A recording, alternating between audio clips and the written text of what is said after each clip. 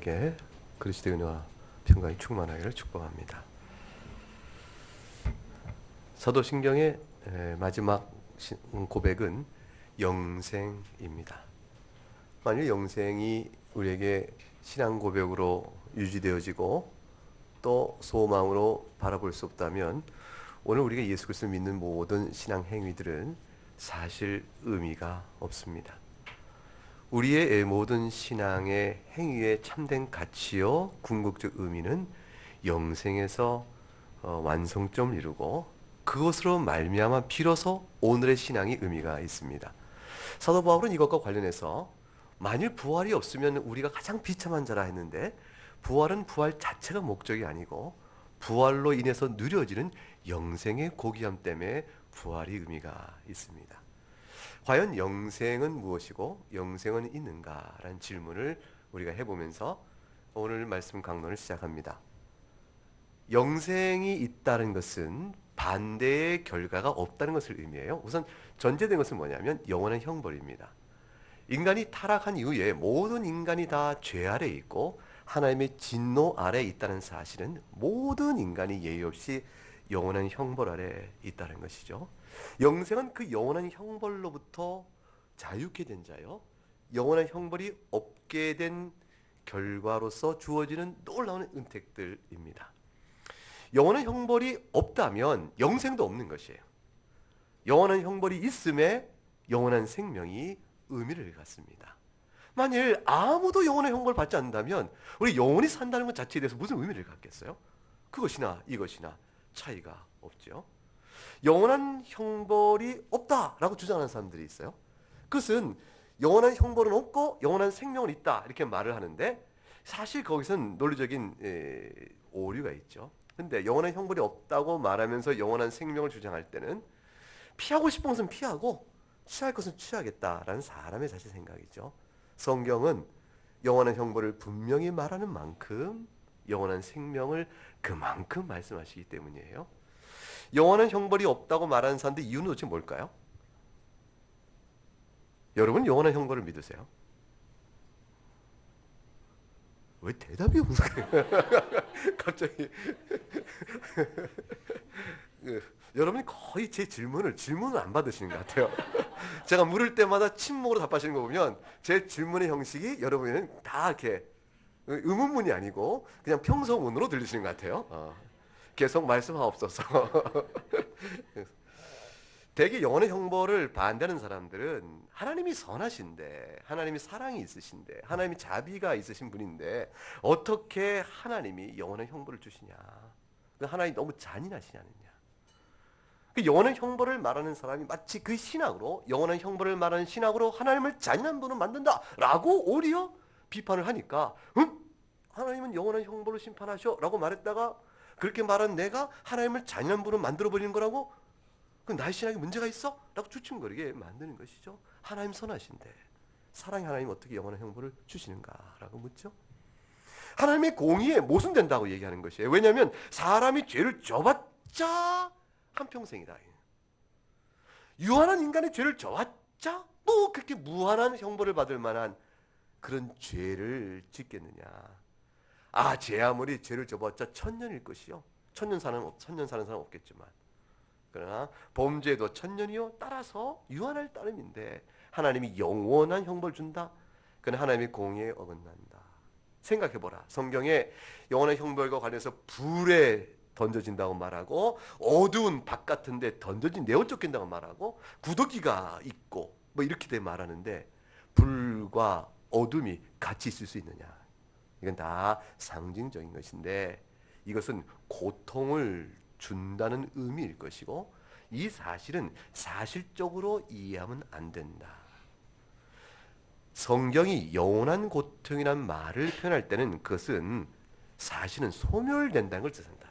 영원한 고통이라는 것은 고통을 받아 없어진다라는 소멸을 뜻할 뿐 실제로 영원한 것이 아니다라고 하나님의 영원한 형벌에 대한 반대 입장이 있어요.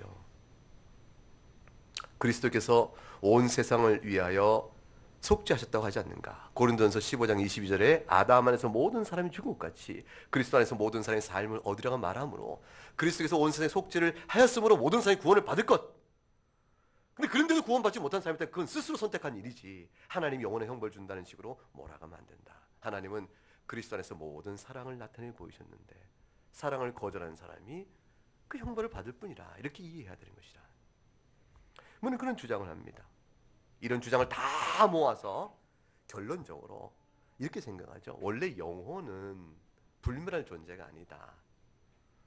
사람의 영혼이 어떻게 불멸성을 갖느냐? 하나님만이 불멸하신 분인데, 따라서 인간의 영혼은 원래부터 자연적으로 영혼이 만들어졌을 때부터 사멸되는 것인데, 그러니까 영혼은 형벌로 받는 게 아니고 사멸될 영혼에게 하나님의 은혜로 불멸성을 부여주시는 은혜를 베푸시는 것이다. 그러니까 하나님의 사랑으로 불멸하도록 만드시긴 하시지만 영혼을 영원토록 형벌에 두는 건 아니다. 왜냐하면 영혼이 본래 사멸될 수 있는 것이므로 하나님의 은혜로 영생의 은혜를 받은 영혼은 사멸될 수 있는 영혼이 불멸성을 입게 되지만 나머지 영혼들은 본래 사멸된 대로 사멸하여 없어지는 것이다. 이렇게 생각하는 것이죠.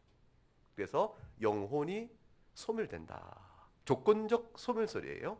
무슨 말이냐면 행함이 선하여 하나님께 인정받은 영혼은 사멸될 영혼에 불구하고 불멸성을 덧입어 영원히 사는 것이고 나머지 행함이 그런 은택을 입을 만한 것이 못된 것들은 그대로 본래대로 사멸하는 것이다. 이렇게 주장을 하지요. 이 모든 주장들은 여러분의 마음속에서 한 번쯤 꿈틀꿈틀 됐을 것들이에요. 여러분이 한 번쯤 의문을 가졌을 것이에요. 이런 세계 생각에 한 번도 안 가져봤다면 정상적 인간이 아니에요. 그 사람은 날 때부터 거룩한 영화된 사람이에요.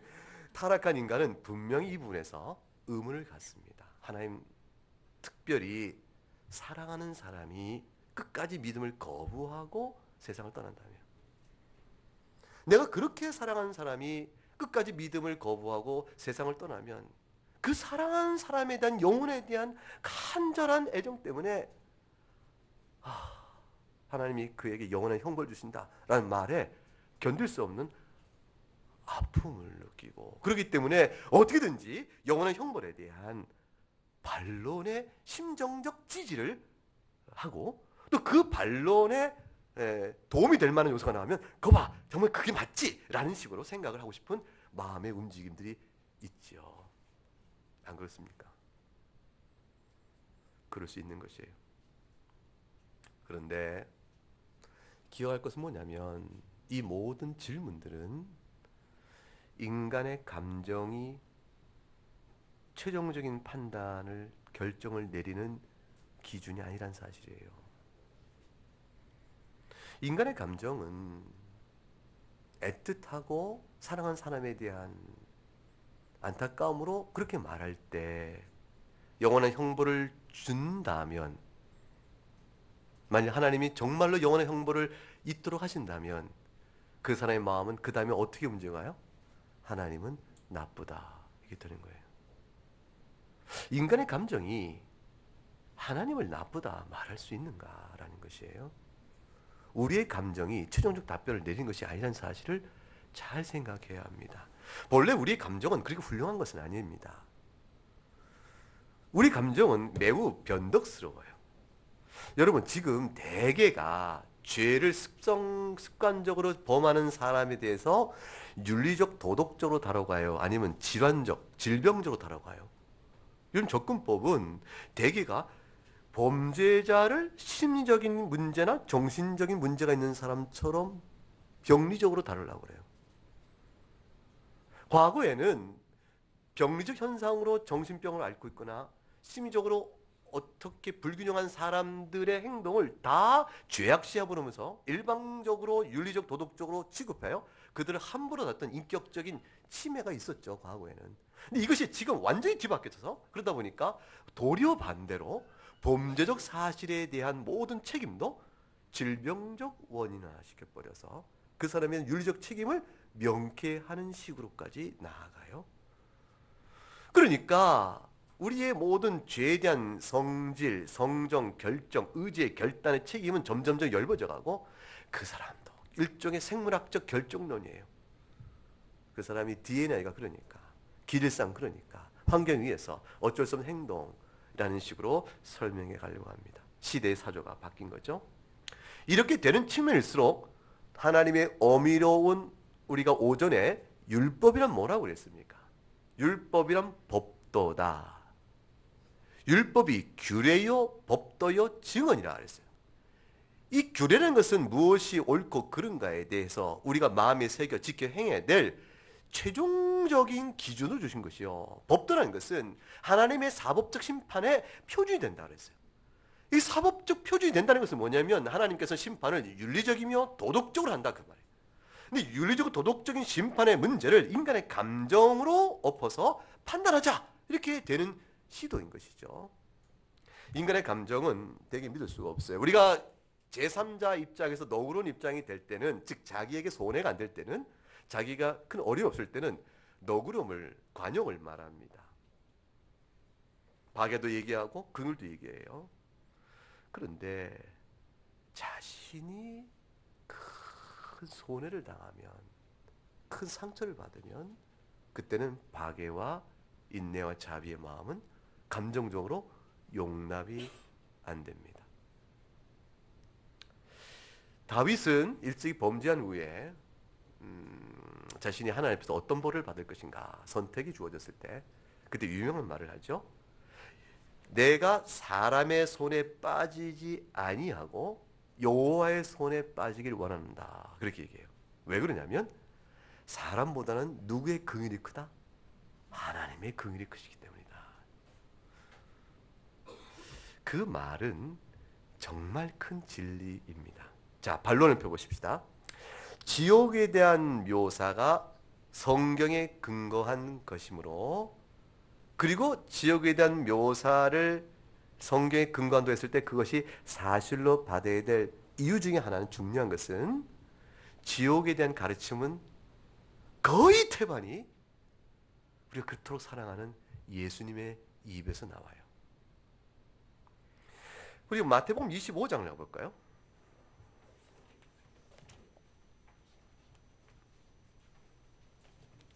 마태복음 25장 46절. 먼저 31절부터 33절을 먼저 보겠습니다. 31절 33절 시작. 인자가 자기 영광으로 모든 천사와 함께 올 때에 자기 영광의 보좌에 앉으리니 모든 민족을 그 앞에 모으고 각각 구분하기를 목자가 양과 염소를 구분하는 것 같이 하여 양은 그 오른편에 염소는 왼편에 두리라. 하나님의 사법적 심판이 이루어지는 때에 대한 비유입니다. 그리고 나서 쭉 내려가면 46절에 45절부터 읽어보면 45, 46절.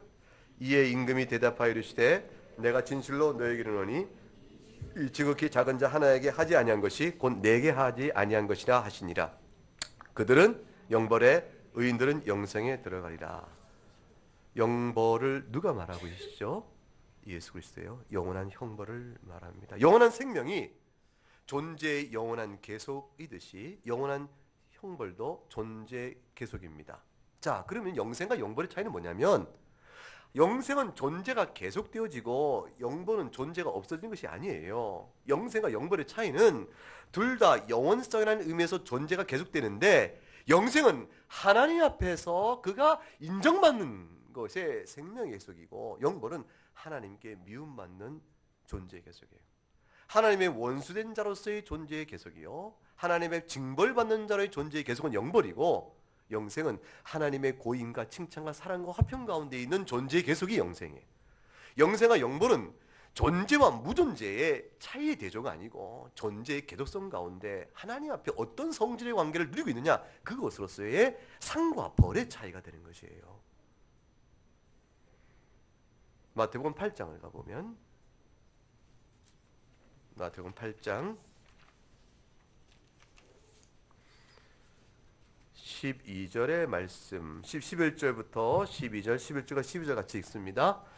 또 너희는 동서로부터 많은 사람이로 아브라함과 이삭과 야곱과 함께 천국에 앉으려니와 그 나라의 본자서들은 바깥 어두운 데 쫓겨나 거기서 울며 이를 갈게 되리라. 지옥을 뜻합니다. 하나님의 심판이죠. 누가 이 말씀하셨죠? 예수 그리스도께서요. 이방인의 참된 믿음을 보고 이스라엘의 백성이라 언약을 맡은 자라 하지만 그들 가운데 육적 이스라엘이요 그들이 하나님 앞에 참된 믿음에 오지 못한 자들 가리켜서 일컫는 말씀이에요. 참된 영적 이스라엘은 아브라함과 이삭과 야곱께 천국에 앉으려니와 천국과 대조되는 것이 있는데 그 나라의 본자손이라 말한 이스라엘 가운데 육적 이스라엘은 껍데기만 이스라엘 뿐이죠. 참된 믿음 안에 깨어있지 못하기 때문에 바깥 어두운 데 쫓겨나니 천국 바깥이죠. 천국은 빈다는 것이요.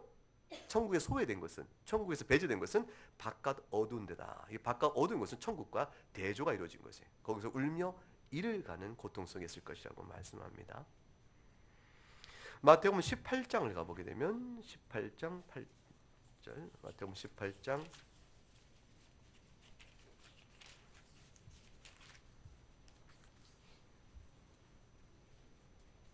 8절 말씀 읽어보겠습니다. 만일 네 손이나 네 발이나 너를 범죄하게 하거든 찍어 내버리라. 장애인이나 다리 저는 자로 영생에 들어가는 것이 두 손과 두 발을 가지고 영원한 불에 던져지는 것보다 나으니라. 영원한 불에 대한 심판, 꺼지지 않는 불, 그 심판에 대한 말씀을 예수님이 하셨어요. 마가복음 9장을 가보면 마가복음 9장 48절에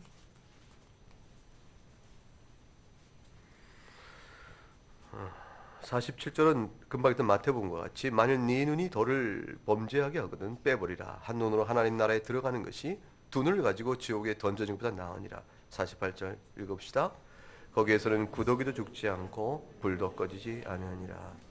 그 영원한 불은 꺼지지 않는 불이요.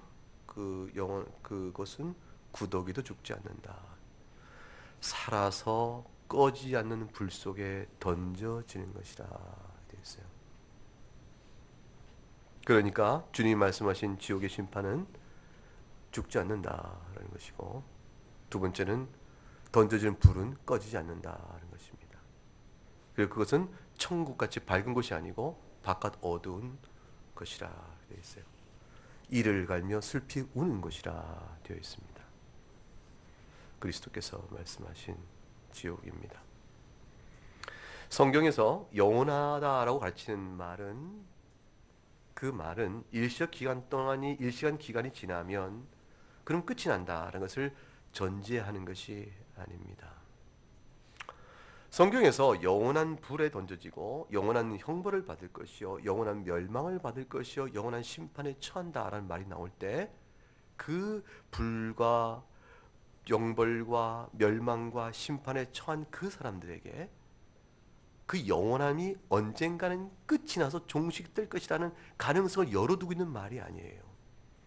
객관적인 심판은 영원하지만 당신은 거기서 죽을 것이요, 그래서 거기 던졌다가 일시적 고통받다가 당신은 끝날 것이요, 이것을 전제로 하는 말이 아니라 그 말이에요.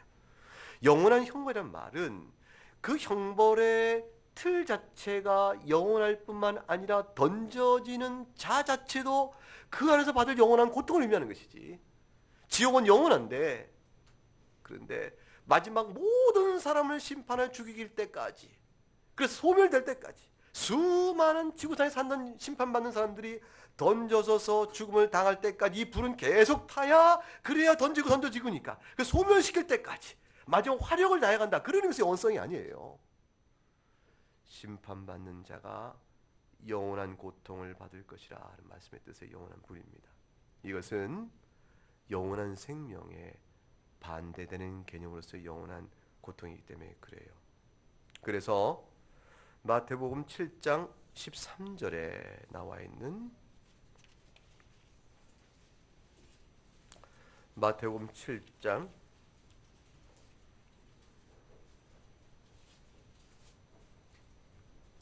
13절에 좁은 문으로 들어가라. 멸망으로 인도하는 문은 크고 그 길은 넓어 그리고 들어가는 자가 많다 라고 말씀하신 이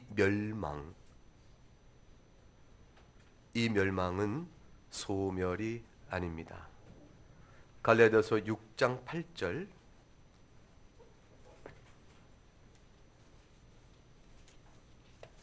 갈라디아서 6장 8절 말씀에 자기 육체를 위하여 심는 자는 육체로부터 썩어질 것을 거두고 성령을 위하여 심는 자는 성령부터 영생을 거두리라 말씀하신 육체로부터 썩어질 것의 거둠, 그 썩어질 것의 거둠은 소멸의 상태를 말하는 것이 아니에요. 기억하시기 바랍니다. 죽음과 소멸은 동일한 것이 아닙니다. 죽음과 소멸은 동일한 것이 아니다. 죽음이란 것은 하나님으로부터, 생명의 근원이신 하나님부터 끊어짐을 의미해요. 즉 하나님께서 원하시는 뜻과 방향과 목적에 어긋나 행하는 모든 것들이 죄요. 그 죄의 세력은 죽음이라 되어 있어요. 그러니까 하나님에게서 멀어져 가고 있는 반대방에 치드는 자들을 가리켜 성경 뭐라고 하냐면 네가 죽은 자라 얘기해요. 네가 말로는 살았다고 하나 사실은 죽은 자라. 왜냐하면 생명으로부터 끊어져 있기 때문에. 여러분 누가복음 15장에 가게 되면 탕자의 비유가 나옵니다. 그 탕자를 가리켜서 죽은 자요 잃어버린 자라 이렇게 말씀하세요. 약간 볼까요? 누가복음 15장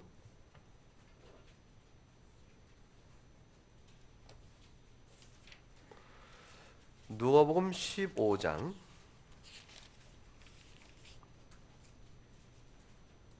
24절 말씀을 읽어볼까요? 24절 시작.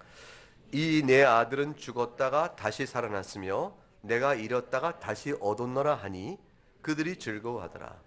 내 아들은 어떻게 됐다고요? 죽었다가 다시 살아났다. 이 당장 죽은 적이 없죠. 아들이 죽은 자라 다름없었던 것이죠. 아버지를 배척하고 아버지를 거부하고 아버지 살아생전에 죽은 것으로 간주와 유산을 달라고 말한 이 패역한 자식은 이미 아버지의 관계 속에서 더 이상 아들이 아니었죠. 따라서 이 아들은 이미 죽은 아들과 같았다. 그래서 다시 돌아와 아버지의 긍휼과 사랑과 자비를 구하면서 아버지는 나를 도무지 아들로 보지 마시고 아들에게 그럴 수가 없습니다 라고 말하며 그저 종 가운데 하나로 나를 보소서 라고 돌아올 때 아버지는 죽었다가 살아난 자요 잃어버렸다가 다시 찾은 자라고 말해요. 여러분 이 말이 익숙하죠? 죽었다가 살아난 자 잃어버렸다가 다시 찾은 자라. 누구예요? 이 죽었다가 다시 살아났고 잃어버렸다가 다시 찾은 자 누구예요? 우리잖아요. 예수 그리스도 안에서 우리가 이미 과거에 죽었으나 살아난 자가 됐고 잃어버렸으나 다시 찾은 자가 되었으니 이미 주 예수 그리스도로 인하여 살기 이전에 우리는 예배소서 2장에 말한 대로 죄와 허물로 죽은 자라 그랬어요. 실제로 죽은 자라. 이 죽은 자는 하나님의 관계가 끊어진 자라 그 말이에요. 4대 교회 교인들을 가리켜서 너희가 말로는 살았다거나 실상은 죽은 자라라고 말합니다. 죽은 자들이에요. 죽음은 존재 소멸이 아닌 상태로도 죽은 자가 될 수 있는 것이에요. 육체의 생명이 계속되고 있으면서도 사실은 죽은 자가 되는 것입니다. 우리는 부활의 생명을 이미 맛본 자입니다. 첫째 생명, 첫째 부활을 맛본 자예요. 무엇을 인해서? 예수 그리스도 안에서 중생자가 되어져서 우리는 첫째 부활에 참여한 자가 되어지고 그리고 실제 주께서 오셔서 우리를 다시 부활시키셔서 하나님 나라로 이르게 할 때는 둘째 사망에 참여하지 않는 자로 둘째 부활, 영원한 생명을 좋게 누리게 되어집니다. 그 둘째 사망이 뭐겠어요? 첫째 사망도 죽지 않고 하나님께 단절되어 죄 아래에 있음으로 죽은 자를 한 것처럼 둘째 사망 또한 죽지 않고 살아있는 채 영원한 진노 아래 놓이게 되므로 둘째 사망이 되어지는 것입니다. 이런 모든 논의 속에 마음속에 두어야 될 가장 중요한 점은 하나님의 공의에 대한 영광을 마음에 늘 생각해야 돼요. 하나님의 공의의 철저함과 완벽함 앞에서 인간의 죄가 얼마나 깊은 것인가를 깨닫는 것이 중요해요. 우리는 내가 지은 범죄에 대해서는 너그럽고 내가 살아가는 사람의 범죄에 대해서는 너그럽지만 그러나 하나님이 보시는 관점에서의 공의의 엄밀성에 대해서는 우리가 잘 깨닫지를 못합니다. 부족함이나 연약함이 죄가 아니에요. 죄는 모은 것인가 부족함이 아니고 연약함이 아니고 우리가 부족함, 연약함으로 표현하는 것은 사실은 성도인데 하나님의 그리스도의 은혜로 말미암아 우리가 하나님의 자녀가 되었는데 자녀가 되었음으로 인하여 기대되는 합당한 수준과 거룩의 상태에 미치지 못할 때 우리가 연약하다 이렇게 말을 하고 있는 것이. 그럼 우리가 그리스도의 의를 덧입어 하나님의 자녀가 못됐다면 그 연약함 전부 불법이에요. 불법의 상태요, 본질상 위법이요, 하나님의 적된 반역의 상태에 있는 것이죠. 하나님의 공의에 어긋난 반역의 상태에 있는 것이지 우리가 부드럽게 말해서 연약하다 말할 수 있는 것이 아닙니다. 연약성이라는 건 오직 누구에게 가능한 말이에요? 예수 그리스도 안에서 의롭다함을 받은 하나님의 자녀에게만 가능한 일이에요. 하나님이 그를 의롭다고 불러내셨기 때문에 네가 좀 더 잘해야겠다, 좀 더 거룩해져야겠다, 더 믿음 안에 서라 이렇게 말씀하시면서 연약한 신앙이라 이렇게 말씀하시는 것이지 그리스도의 바깥에 있는 자에게는 그 연약하는 말이 적용되지 않는 겁니다. 그걸 뭐라고 그래요? 불법한 가운데 있다라고 말하는 것이에요. 불법한 가운데 있는 것이라. 본질상 불법이요 하나님과 반역하는 가운데 있는 것입니다. 따라서 죄는 불법성이기 때문에 얼마만큼 형벌을 받아야 정당한 공의로운 심판인가라는 결정이 단순히 얼마나 오랫동안 죄를 범했냐로 결정한 것이 아니에요. 이 사람이 한 10년간 죄를 범했으니 형벌도 10년 동안 받으면 되겠다, 그렇게 결정된 것이 아닙니다. 10년간 했으니 110만 것, 100년을 받아야겠다, 그렇게 결정한 것이 아니에요. 그럼 20년 사람은 200년 받는가? 그런 식 결정이 아니라 본질상 죄의 성질이 어떠하냐에 따라서 형벌의 크기와 길이가 결정되는 것입니다. 순간의 선택이 얼마나 오랜 동안을 결정해요? 10년을 결정한다. 이게 이제 LG전자에서 한 번의 순간의 선택이 10년을 결정한다. 한평생을 결정한다. 한순간의 선택과 불법의 선택과 하나님의 배척이. 인간이 이랬어도 한 번의 실수가 평생 영향을 미치는 것이 있듯이 이 땅에서의 한평생의 삶의 성질이 영원한 심판의 결과에 영향을 미치기도 하는 겁니다. 무엇보다 기억할 것은 범죄의 대상이 지존자이신 하나님이라는 사실이에요. 왜 죄인들이 그것을 인정하지 못하냐면 죄 때문에 하나님을 자기 친구쯤 생각하는 것이, 하나님이 자기와 같은 줄로 생각하는 것이, 그저 하나님이 자기와 비슷하다고 생각하거나 인간 중에 조금 더 엄한 분, 또 뛰어난 분 정도로 생각해서 하나님께 지은 죄에 대한 죄의 형벌의 크기와 깊이에 대해서 가볍게 생각하는 것이, 그것이 영원한 형벌이라는 말씀 속에서 영원한 건 너무 지나치다 이렇게 판단하는 것이에요. 인간이 뭐길래, 죄인이 뭐길래 자신의 형벌의 크기를 결정해요?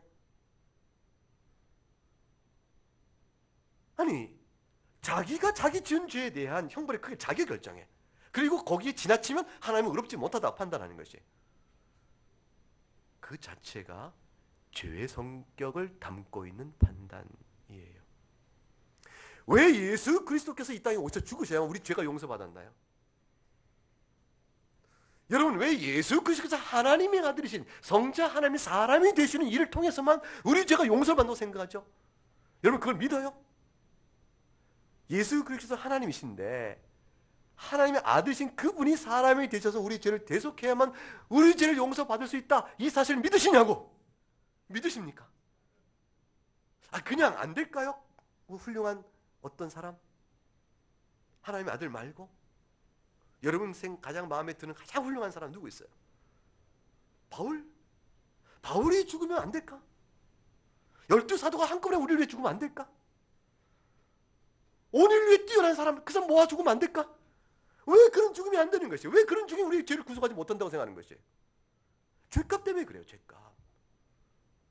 하나님께 보면 우리 죄값을 어느 사람이 갚겠냐 그 말이에요. 그것은 죄값이 너무나 크다는 것이. 죄값을 치를 수 있는 일은 하나님 그분이 아니면 안 되는 일이에요.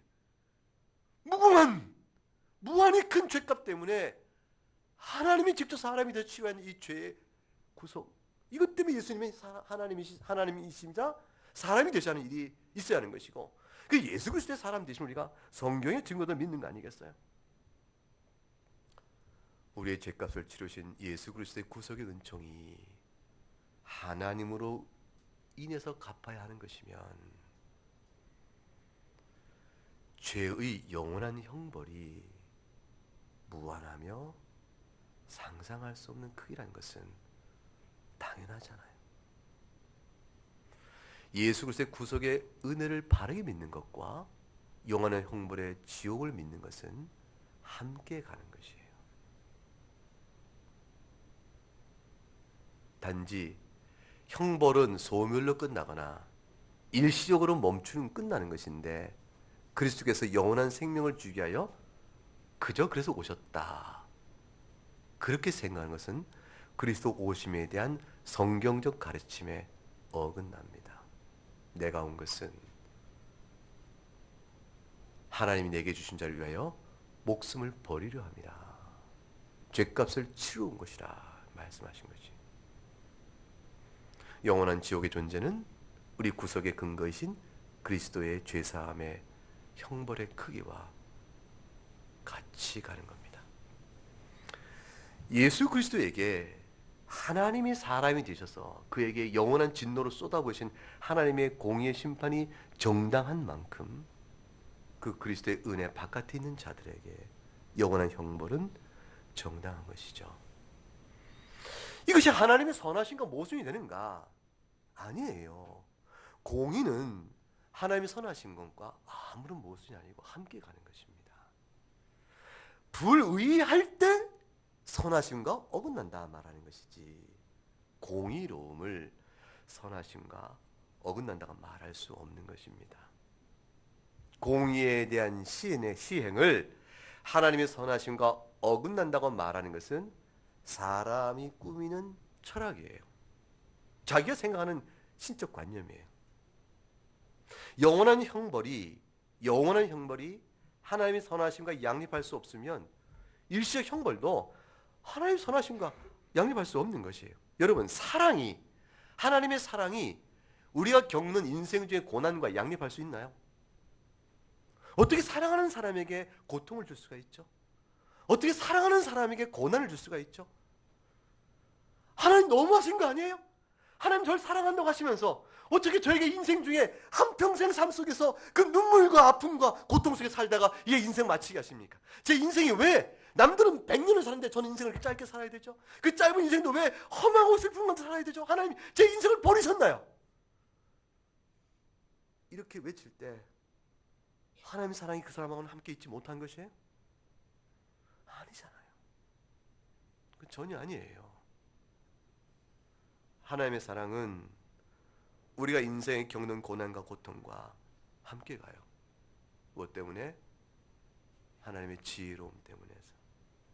우리의 사랑의 나타나심과 그 드러내심은 그의 높고 높은 지혜 가운데서 우리가 헤아릴 수 있는 것이나 우리가 생각하고 만들어내는 하나님의 관념이나 우리 감정에 따라서 이끌려가는 것이 아니고, 우리 감정에도 불구하고 우리 이해의 한계를 뛰어넘으면서 하나님께서 그 일을 이루어 가시는 겁니다.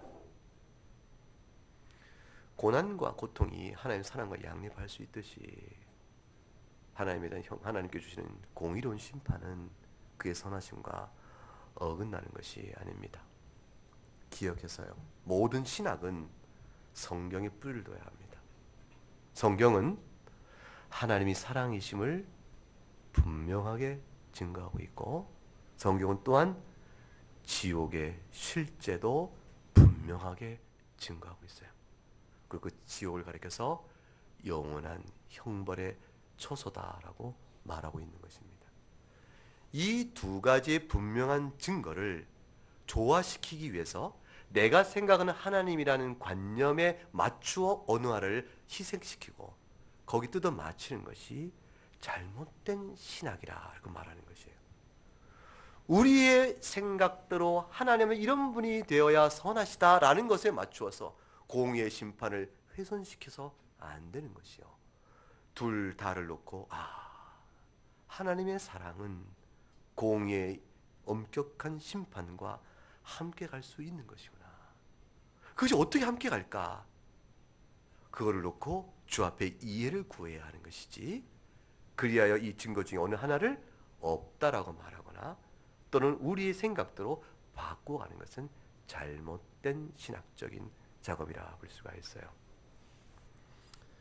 하나님의 사랑을 빙자해서 영원한 형벌을 부정하는 사람들은 자기가 하나님보다 더 선하다고 떠들어대는 것이죠. 그러니까 영원한 형벌을 주면 하나님의 사랑이 아니다라고 결정을 내려버리고 있는 것이에요. 영원한 형벌을 주면 하나님의 사랑이 아니라고 자기가 결정 내려놓는 것이. 그 결정이 어디서 왔냐 그 말이에요.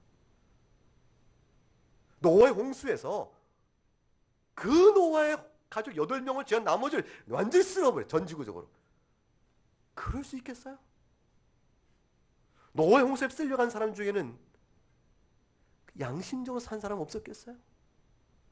다른 사람 불쌍히 여기고 잘 도와준 착한 사람 없었겠어요? 그 가운데 막 태어나서 아무것도 모르는 천진난만한 아이는 없었겠어요? 애틋한 남녀의 사랑도 있을 것이고 부모에도 효전이 있었을 것이고 오늘 이 세상 같았지 않았겠어요? 오늘 이 세상 같았을 것이라고. 하나님은 노아의 홍수의 심판을 하나님 보시는 율법의 관점에서 항상 생각하는 것이 모든 계획이 악했다 했어요. 여러분, 오늘 이 세상이 하나님 의에 비추을 때, 하나님 율법에 비추을 때 이 세상이 항상 생각하는 것과 모든 일이 악하지 않은가요? 하나님께서 심판하실 이유가 부족한가요? 아닙니다. 심판하실 수 있습니다. 그리고 심판은 영원한 형벌로 가도 마땅한 것입니다. 사람이 하나님보다 더 사랑이 많은 것처럼 영원한 형벌을 부정하는 것은 그런 말이 안 된다 이렇게 말하는 사람이 위선을 떤다는 사실은 금방 증거가 되는데, 만약 자기 명예나 자기 경제 손실이나 자기 권한이 침범받으면 공의 이름으로 참지 못하는 게 인간이거든요. 누가 여러분을 헐뜯고 여러분을 사랑하는 것을 빼앗아 버리고 여러분의 명예를 실추시킨다면 여러분 가만히 있을 수 있겠어요? 그런 사람이, 그렇게 된 사람을 벌해야 이 사회는 공의로운 사회요, 그래야 사랑도 있을 수 있다고 말하는 게 당장에 나오는 반응이라고 말이죠. 남 얘기할 때는 쉬우나 자기 명예가 모독당하고 자기가 사랑하는 사람을 빼앗겨 버릴 때는 그 분노를 절제 못하는 것이 인간이라. 한 부분으로는 자기 정당성을 입증하지만 다른 부분으로는 함께 보지 못하는 인간의 생각이 하나님도 그렇게 판단해 버리는 것이죠. 죄를 짓는 사람에게 있어서는, 회개를 원치 않는 사람에게 있어서는 조건적인 멸절이 좋아요. 죄를 짓다 죽어도 그저 부활 영생을 못 누릴 뿐 멸절하는 것이라면 그러면 끝이 있으니 좋지 않겠어요? 누구한테 좋다고요? 죄를 사랑한 사람한테는 그게 좋은 것이에요. 그런 하나님과 함께 있기를 원하는 사람에게 있어서는요, 회개를 원하는 사람에게 있어서는 영원한 형벌도 내가 정말 하나님과 함께 있기 때문에, 회개의 주 앞에 나오길 원하기 때문에 영원한 형벌에 대한 죄의 고통 속에서 하나님 앞에 눈물로 나오게 되는, 주여 저를 용서해 주세요 라고 나오는데 오히려 약이 되는 것이라. 죄인들에게 영원한 형벌이 선언될 때라도 죄인들은 특성이 있어요. 그 성질이 하나님을 반역하는 것이기 때문에 절대로 회개하지 않는다는 것입니다. 회개하지 않는 그 자들에게 반역의 형벌이 계속돼 간다는 것은 매우 자연스러운 일이죠. 하나님 앞에서 영생을 누린다는 것은 무엇을 뜻하는 것이에요? 반역의 상태에서 순종의 상태로 바뀐다는 것을 의미합니다. 반역의 상태에서 순종의 상태로 바뀌어지니까 에덴의 생명나무 과실을 마음껏 누릴 수 있는 길이 열리게 되는 것입니다.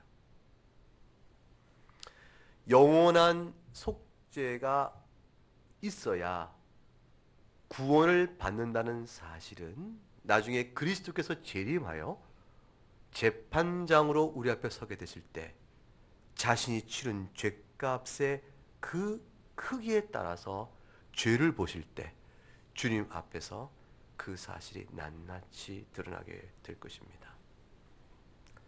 도대체 성경을 얼마나 더 찾아보고 가르치면 영원한 형벌에 대한 하나님의 엄중한 경고와 죄에 대한 돌이킴에 대한 율법의 저주에 대해서 알 수 있을까?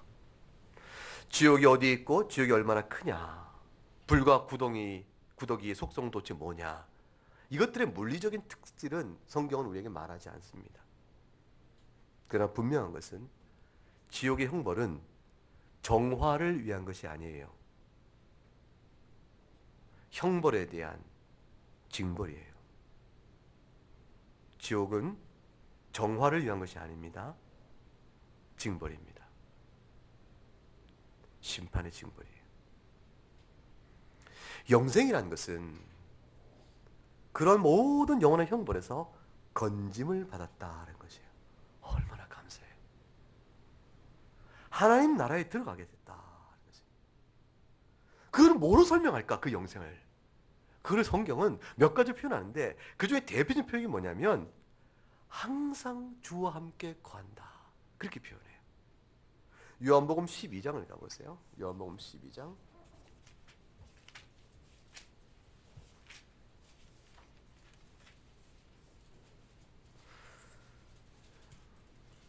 요한복음 12장 26절 시작. 사람이 나를 섬기려면 나를 따르라. 나 있는 곳에 나를 섬기는 자도 거기 있으리니 사람이 나를 섬기면 내 아버지께서 그를 귀히 여기시리라. 나를 섬겨 나를 따르라. 어디서? 나 있는 곳에 나를 섬기는 자도 거기 있으리니 주님과의 연합과 끊임없는 사귐의 계속성, 그 주님과 함께 거하는 것이에요. 요한복음 14장을 가면 14장 3절 말씀 3절을 읽어봅시다. 가서 너희를 위하여 거처를 예비하면 내가 다시 와서 너희를 내게로 영접하여 나 있는 곳에 너희도 있게 하리라. 내게로 영접해서 나 있는 곳에 함께 있겠다. 그리스도의 연합과 함께 교통. 요한복음 17장 3절 말씀. 영생은 뭐라고 되어 있어요? 곧 유일하신 참 하나님과 그를 보내신 자 예수 그리스도를 아는 것이라. 이 아는 것은 부부의 사귐과 같은 것이에요. 하나님과 그리스도를 사귀어 아는 것이 부부가 함께 살며 가족이 함께 살며 살을 탔고 마음을 나누고 그렇게 살듯이 하나님과의 막역하며 친밀한 교통이 있을 것임을 말하는 것이라. 그러므로 함께 더불어 있는 것이죠. 17장 24절 읽어봅니다. 아버지여 내게 주신 자도 나 있는 곳에 나와 함께 있어 아버지께서 창세 전부터 나를 사랑하심으로 내게 주신 나의 영광을 그들로 보게 하시기를 원하옵나이다. 그리스도 함께 있고 그리스도 주신 영광을 바라보는 것이에요. 요한일서 3장 2절 볼까요? 요한일서 3장 2절.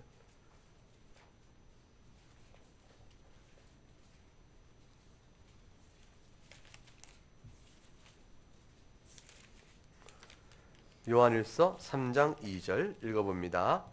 사랑하는 자들아 우리가 지금은 하나님의 자녀라.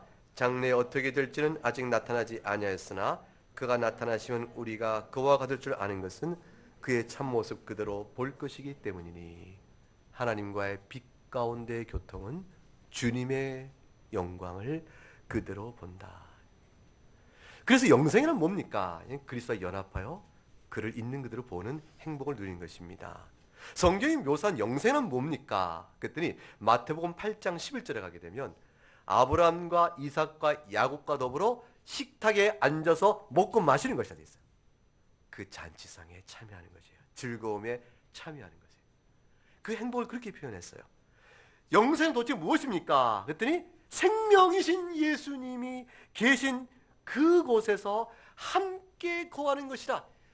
하나님 우편에 계신 그리스도와 함께 있는 것. 지금 이 땅에서는 나그네로 살지만 그래서 생명이신 예수님께서 하나님 우편에 앉아 계신 그곳에 나도 시민권을 얻는 것이 영생입니다. 이렇게 표현됐어요. 이 땅에서는 나그네지만 하늘나라의 시민권을 얻는 것이 뭐라고요? 그 영생이다. 이 영생에 정말 실감나는 의미 중 하나는 뭐냐면 로마서 8장 21절 열어볼래요? 로마서 8장 21절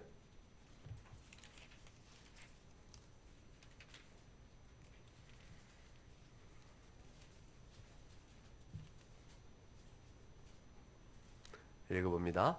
그 바라는 것은 피조물도 썩어짐의 종로한 데서 해방되어 하나님의 자녀들의 영광의 자유에 이르는 것이니라. 자, 무엇에서 해방되며? 썩어짐의 종로에서 해방됨이라. 이것은 모든 형태의 모든 성질의 죽음에서 해방됨을 의미하는 것입니다. 그리하여 베드로 3장 13절에 새롭게 되어 의 가운데 거하는 것을 의미하는 것이고요. 그것을 의미합니다. 사랑하는 교우 여러분, 영원한 생명은 어떻게 표현을 할 길이 없어요. 그 표현의 영광은 계시록 21장 22장에 이 땅에서 가장 좋은 표현과 수단을 다 가지고 최상의 영광을 묘사하고 있어요.